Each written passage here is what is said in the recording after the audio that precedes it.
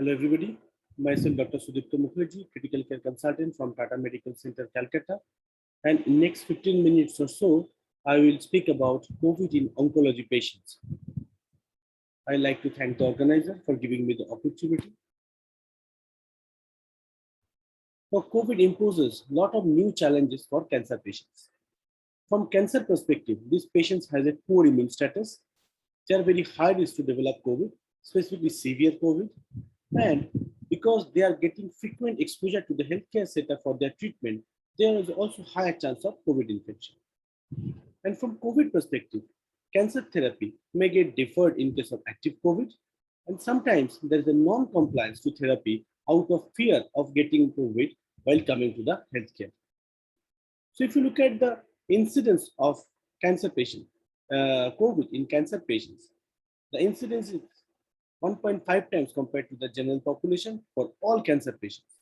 But if you look at the recent cancer patients who are coming to the hospital for therapy or for diagnosis, the prevalent incidence is significantly high, which is nearly 7 times compared to the general population. If you look at the hospitalization rate and the death rate, so cancer patients with COVID has a significantly higher chance of poor outcome while compared to the patients with only COVID or patients with only cancer. All type of cancers has a poor outcome in relation to COVID, but some need special mention like leukemia, non-Hodgkin lymphoma, or lung cancer, when there is a significantly higher chance of poor outcome in terms of mortality while having COVID.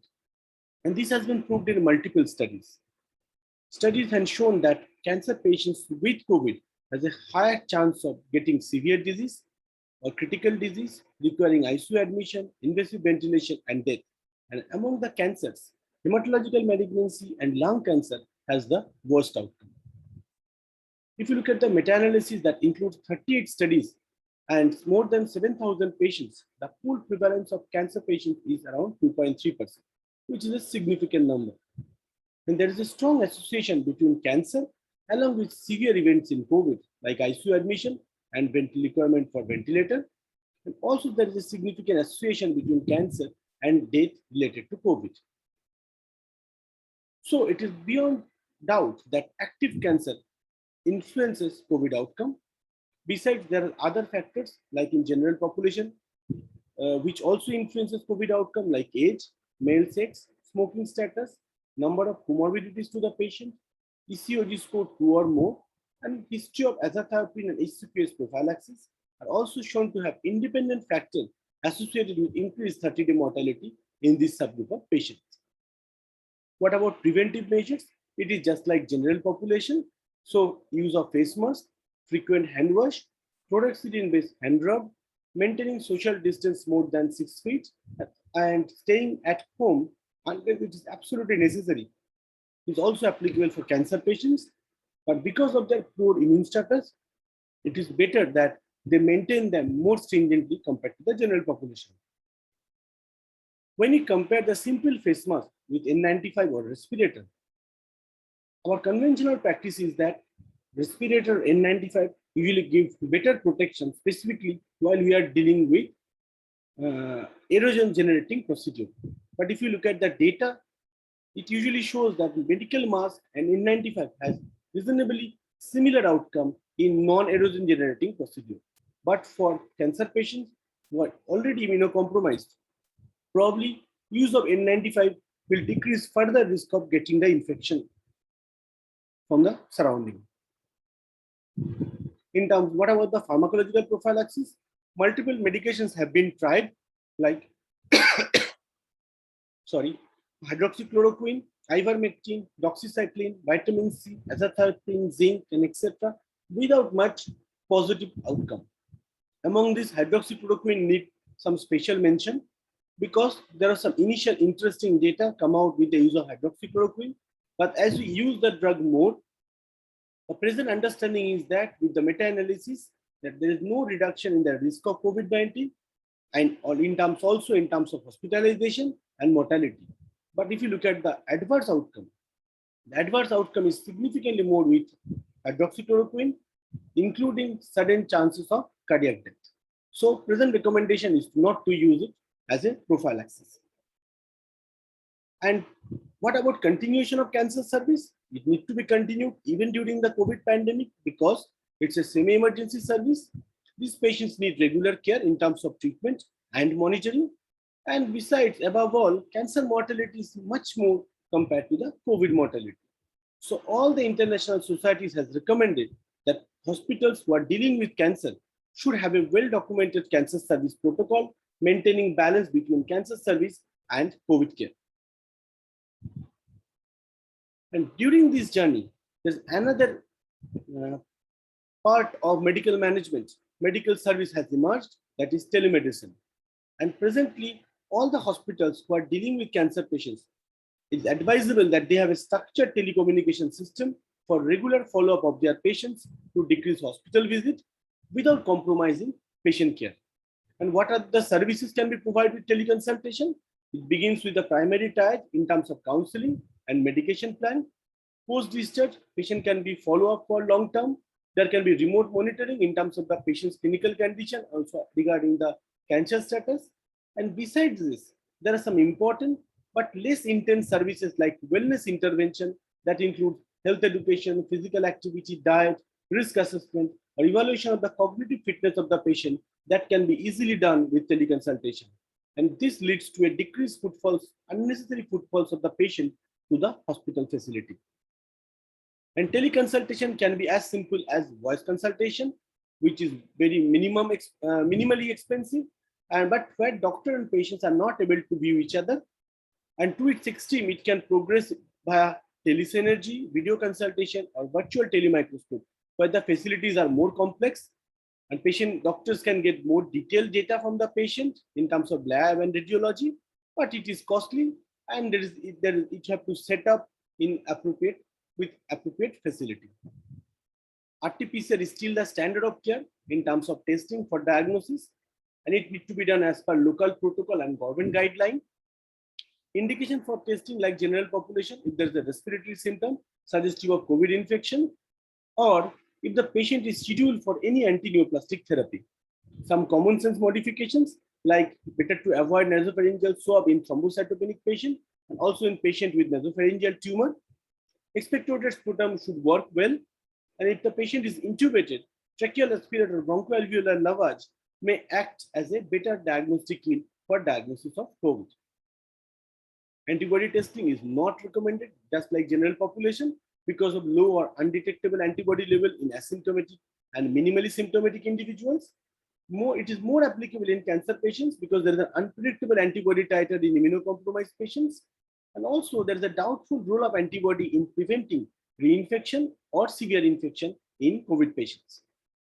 CT scan, it is a very important radiological modality in COVID. Along with RT-PCR, when the RT-PCR reports are not easily available, it can help us to diagnose. Along with that, it can be used as for assessment of severity of COVID, as a monitoring tool to see the progress of the disease, and also can be used in follow-up.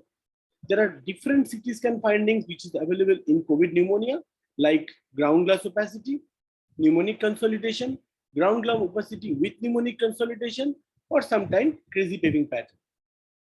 There are scoring system which has been used to look at the definitiveness of diagnosis and also for the severity.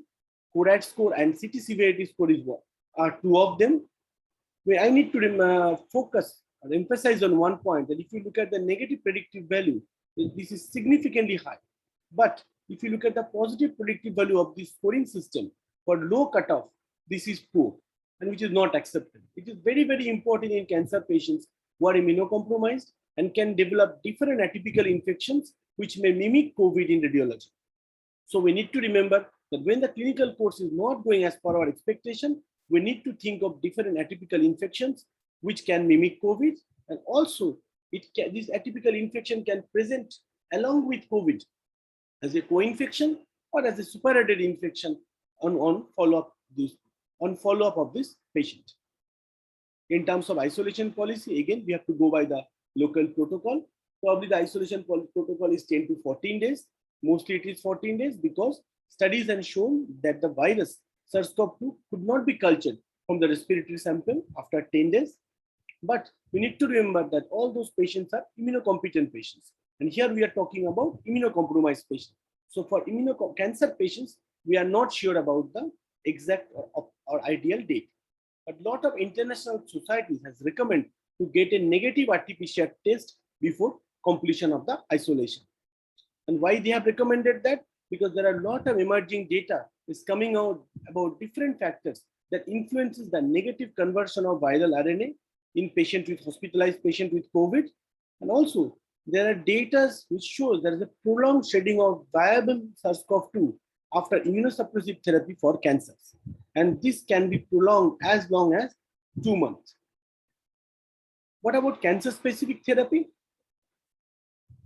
Who has strongly recommended that even during the pandemic, cancer therapy need to be continued. And they have also divided the cancer population into different subgroups like cancer documented or cancer suspected, COVID suspected, and COVID documented. So on one hand, for cancer suspected patient, they have recommended for surveillance if the cancer is a low risk for progression.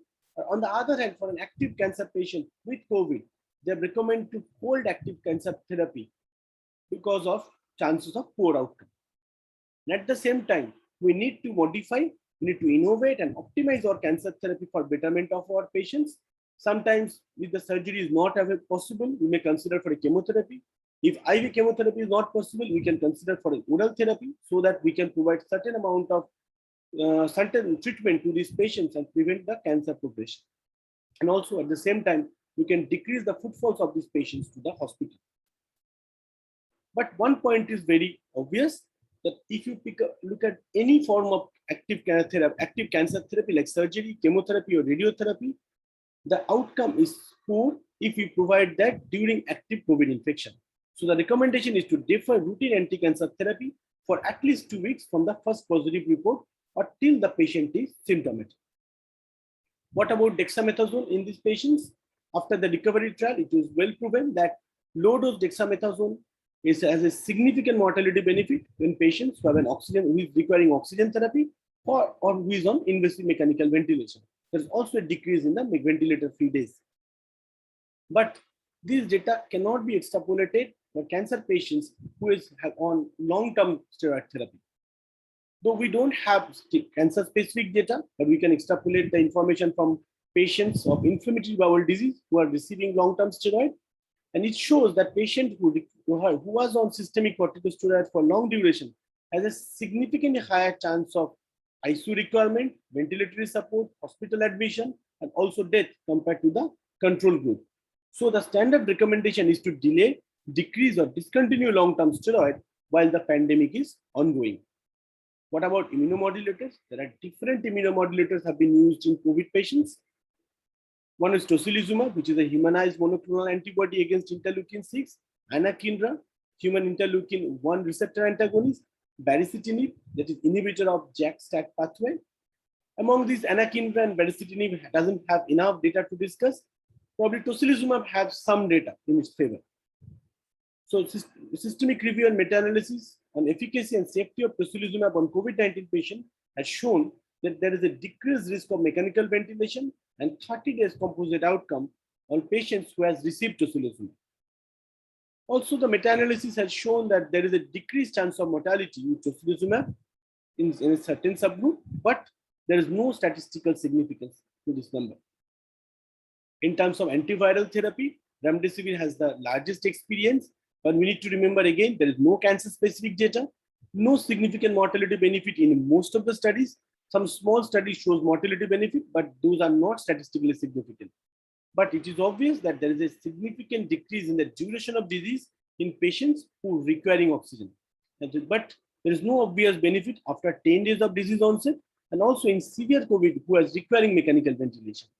And 5 days of therapy is equivalent to 10 days of therapy. There are other drugs which has been used for the treatment like hydroxychloroquine, lopinavir, ritonavir, and azithromycin without any obvious benefits. There is another challenge in terms of related to COVID is vascular thrombosis. In COVID, there is a systemic inflammation, leads to release of lot of cytokines into the body, which eventually causes endotheliopathy and make the patients prothrombotic.